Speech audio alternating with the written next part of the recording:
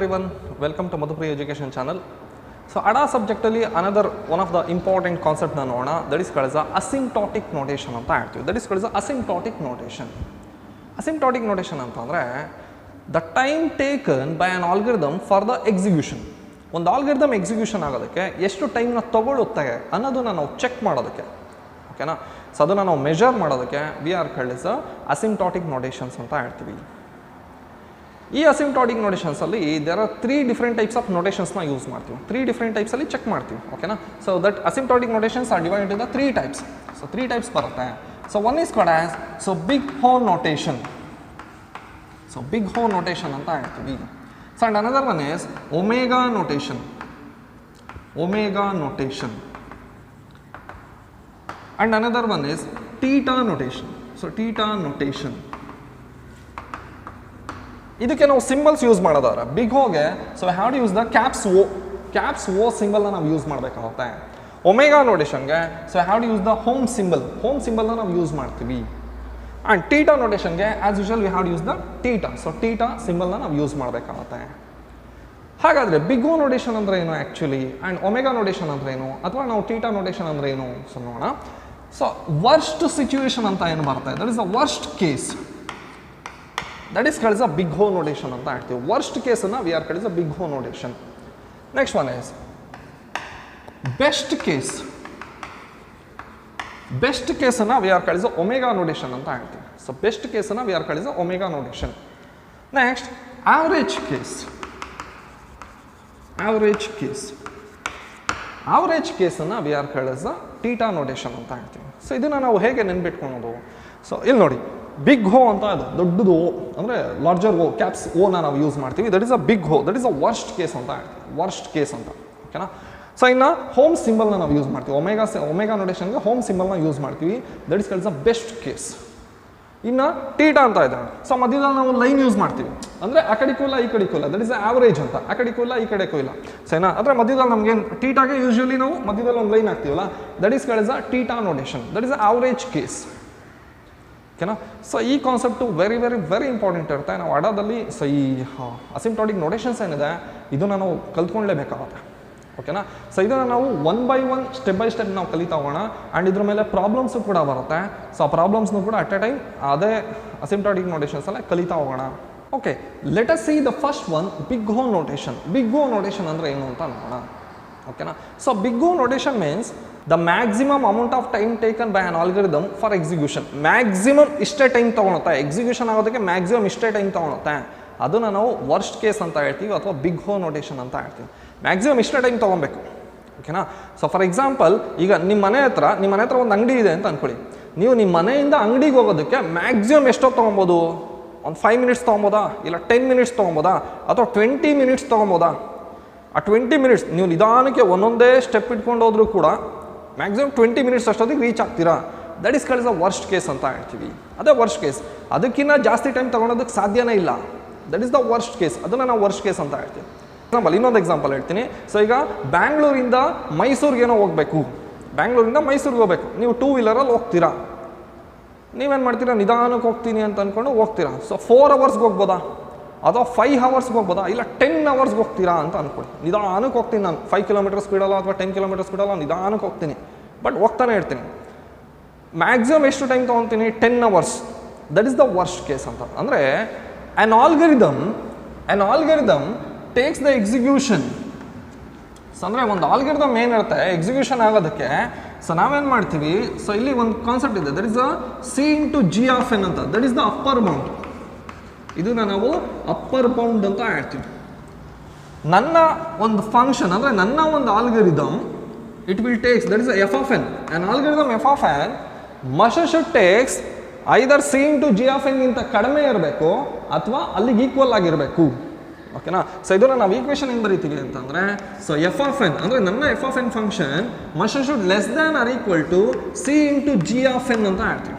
That is a maximum upper bound. ಅದು ನಮಗೆ maximum boundary. ಅದು ಅದಕ್ಕಿಂತ ಕಡಿಮೆ ಇರಬೇಕು ಅಂದರೆ C into G of N ಅದಕ್ಕಿಂತ ಕಡಿಮೆ ಇರಬೇಕು.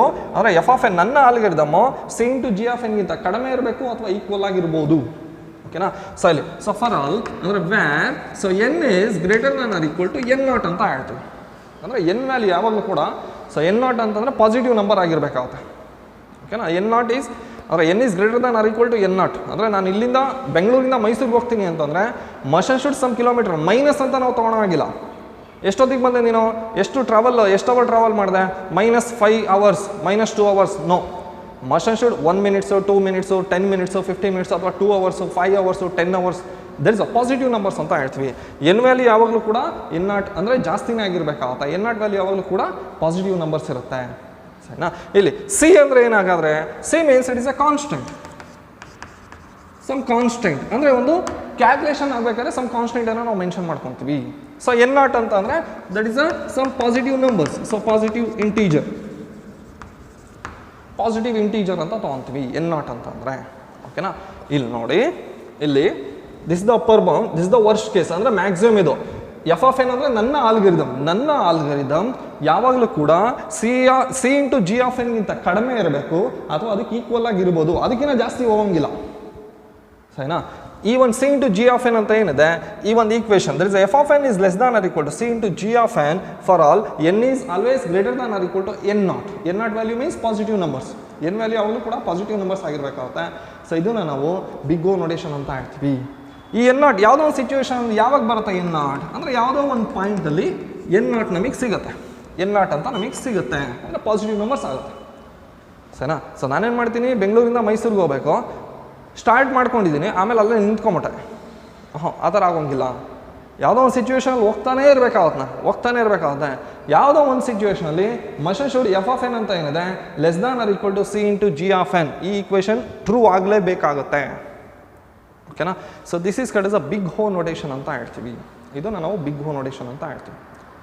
ಇದರ ಮೇಲೆ ಸಮ್ ಪ್ರಾಬ್ಲಮ್ಸ್ ಬರುತ್ತೆ. ಆ ಪ್ರಾಬ್ಲಮ್ಸ್ ಏನು ಅಂತ ನೋಡೋಣ ಈಗ. ಓಕೆ, ಫಸ್ಟ್ ಪ್ರಾಬ್ಲಮ್ ನೋಡೋಣ. ಸೊ ಇಲ್ಲಿ ಒಂದು ಪ್ರಾಬ್ಲಮ್ ಕೊಡ್ತಾನೆ.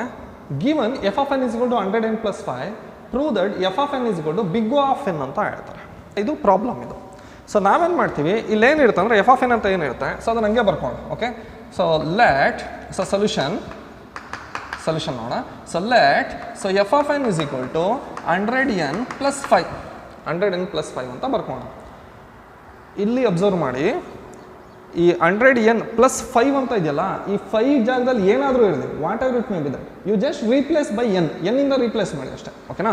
ಅಲ್ಲಿ 5 ಆದರೂ ಇರಲಿ, 10 ಆದರೂ ಇರಲಿ, 12 ಆದರೂ ಇರಲಿ, whatever it may be that, just replace ಮಾಡಿ ಅಷ್ಟೇ. ಓಕೆ, ಸೊ ಇಲ್ಲಿ ನೋಡಿ, ರೀಪ್ಲೇಸ್ 5 ಬೈ ಎನ್ ಇಂದ ರೀಪ್ಲೇಸ್ ಮಾಡ್ತೀವಿ. ಓಕೆನಾ? ಅವಾಗ ಏನಾಗುತ್ತೆ, so F of N is equal to 100n + n ಆಗುತ್ತೆ. ಓಕೆನಾ? ಸೊ ಅವಾಗ ಏನಾಯಿತು, so F of N is equal to 101n ಅಂತ ಹೇಳ್ತೀವಿ. ಓಕೆನಾ? 101n ಅಂತ ಬರುತ್ತೆ. ಇವಾಗ ನೋಡಿ, ಸೊ ಎಫ್ ಆಫ್ ಎನ್ ಅಂದರೆ ಏನು, 100n + 5 ಅಂತ. ಎಫ್ ಆಫ್ ಎನ್ ಅಂದರೆ 100n + 5, 100n + 5 is equal to 101n. So ಇದನ್ನು ನಾವು ಈಕ್ವೇಷನ್ಗೆ ಕನ್ವರ್ಷನ್ ಮಾಡ್ಕೊಬೇಕಾಗುತ್ತೆ.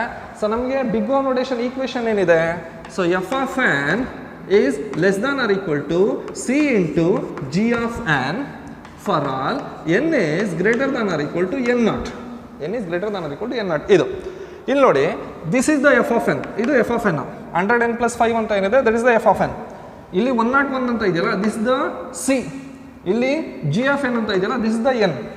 ಸರಿ, ಜಿ ಆಫ್ ಎನ್ ಅಂತಂದರೆ that is the N. So ಇಲ್ಲಿ for all N is greater than or equal to, so N is greater than or equal to N not ಅಂತ ಇದೆ. ಅಂದರೆ ಯಾವುದೋ ಒಂದು ಸಿಚುವೇಷನಲ್ಲಿ ಇಲ್ಲಿ ಬರ್ಕೊತೀನಿ ನೋಡಿ, 100n + 5 is less than or equal to 101n for all N is greater than or equal to ಇದು. ಯಾವುದೋ ಒಂದು ಸಿಚುವೇಷನಲ್ಲಿ ಈ ಕಂಡೀಷನ್ ಟ್ರೂ ಆಗಬೇಕಾಗುತ್ತೆ ನಮಗೆ. ಏನಂತ, 100n + 5 is less than or equal to 101n. ಈ ಕಂಡೀಷನ್ನು ಯಾವುದೋ ಒಂದು ಸಿಚುವೇಷನ್ ಅಂದರೆ ಎನ್ ವ್ಯಾಲ್ಯೂ ಯಾವುದೋ ಒಂದು ಸಿಚುವೇಷನಲ್ಲಿ ಟ್ರೂ ಆಗಬೇಕಾಗುತ್ತೆ. ಅದು ಯಾವುದು ಅಂತ ಕಂಡುಹಿಡಿತೀವಿ ನಾವೀಗ.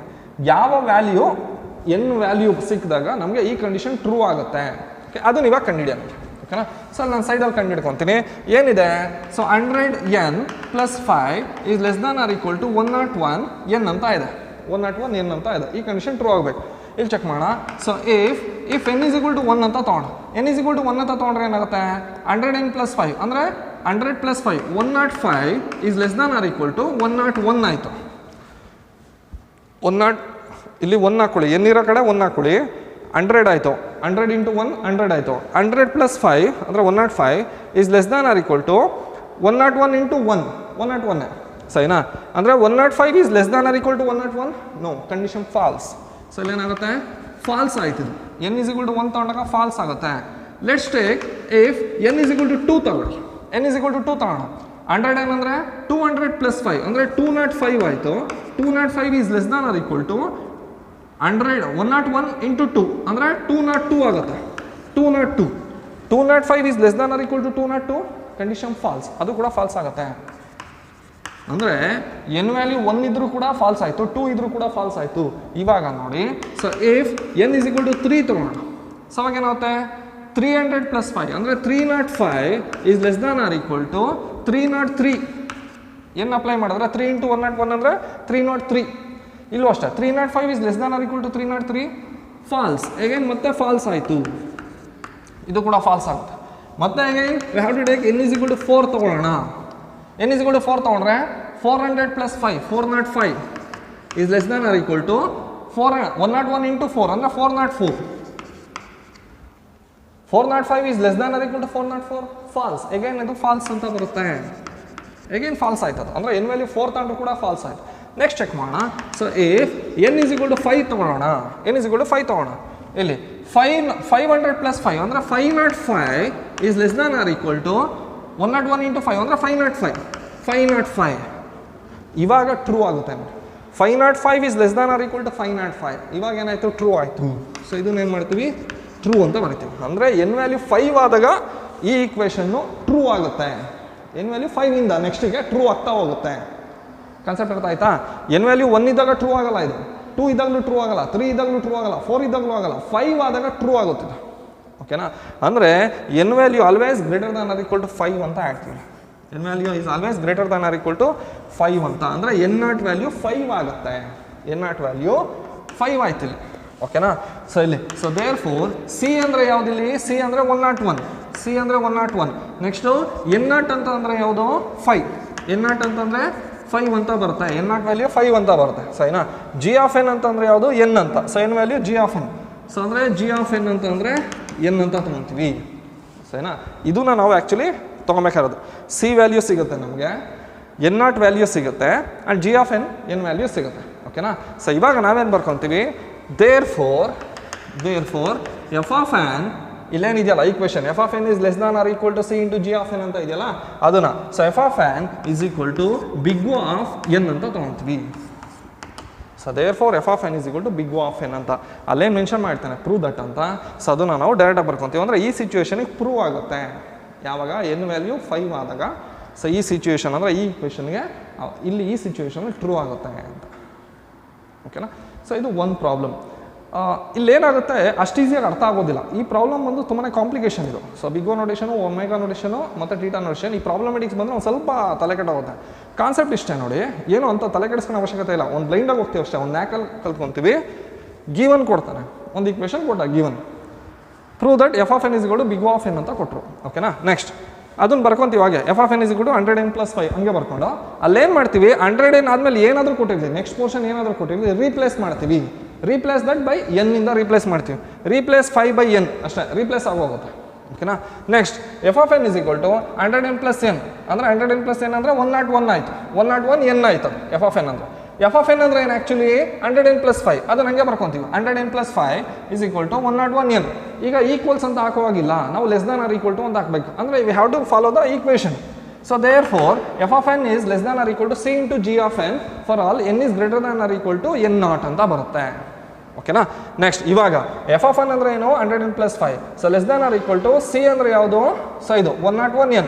ಅಂದರೆ 100n plus 5 less than or equal to 101 n for all n ಯಾವಾಗ ನಮಗೆ ಎನ್ ವ್ಯಾಲ್ಯೂ ಒಂದು ನಂಬರ್ ಸಿಕ್ಕಿದಾಗ ಈ ಈಕ್ವೇಷನ್ ಟ್ರೂ ಆಗುತ್ತೆ ಸೊ ಯಾವಾಗ ಎನ್ ವ್ಯಾಲ್ಯೂ 5 ಆದಾಗ n value greater than or equal to 5 ಆದಾಗ ಈ ಈಕ್ವೇಷನ್ ಟ್ರೂ ಆಗುತ್ತೆ ಅವಾಗ ನಾವು ಬರ್ಕೊತೀವಿ ಸಿ ಅಂದರೆ ಯಾವುದು 101 ಸೊ ಜಿ ಆಫ್ ಎನ್ ಅಂದರೆ ಎನ್ ಅಂತ ಬರ್ಕೊತೀವಿ n0 ಅಂದರೆ 5 ಅಂತ ಬರ್ಕೊತೀವಿ ಸೊ ಇವಾಗ ಏನಾಗುತ್ತೆ therefore F of N is equal to so big O of N ಅಂತ ನಾವು ಬರ್ಕೊತೀವಿ ಆ್ಯಸ್ ಯೂಶುವಲ್ ಅಲ್ಲಿ ಏನಿರುತ್ತೆ ಅದು ಬರ್ಕೊತೀವಿ ಈ ಸಿಚುವೇಷನ್ ಟ್ರೂ ಆಗುತ್ತೆ ಓಕೆನಾ so this is the problem 1 ಇದು ಸೊ ಫಸ್ಟ್ ಪ್ರಾಬ್ಲಮ್ ಇದು let us see the second problem ನೋಡೋಣ so given F of N is equal to 3n plus 2 prove that f of n is equal to big O of n 3n+2 ಅಂತ ಕೊಟ್ಟಿದ್ದಾರೆ.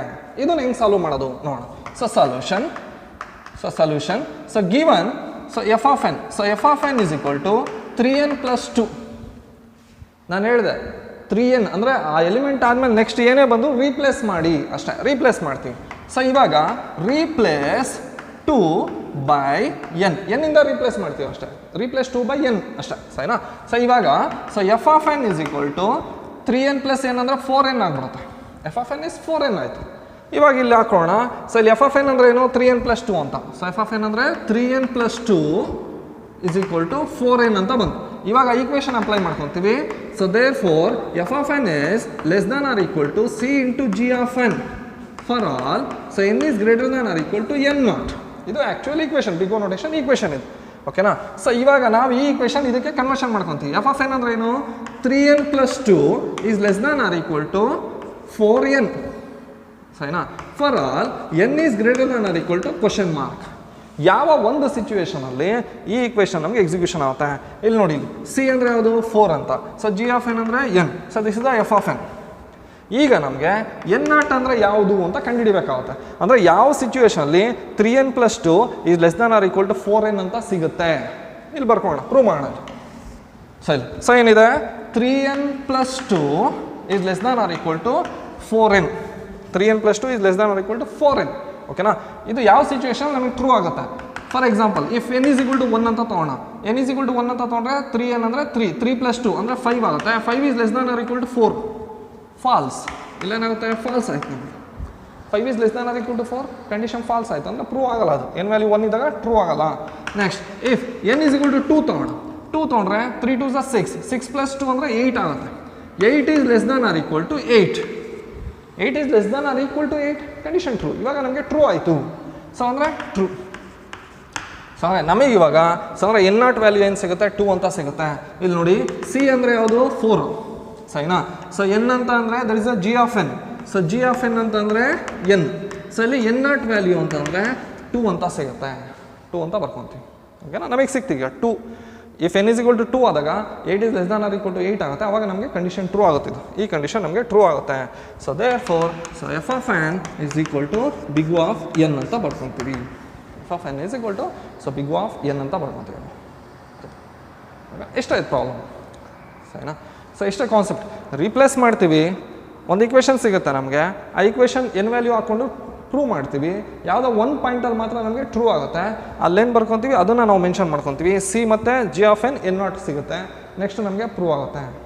F of N is equal to big of N ಅಂತ prove ಆಗುತ್ತೆ. So this is the second problem. Next third problem ನೋಡೋಣ.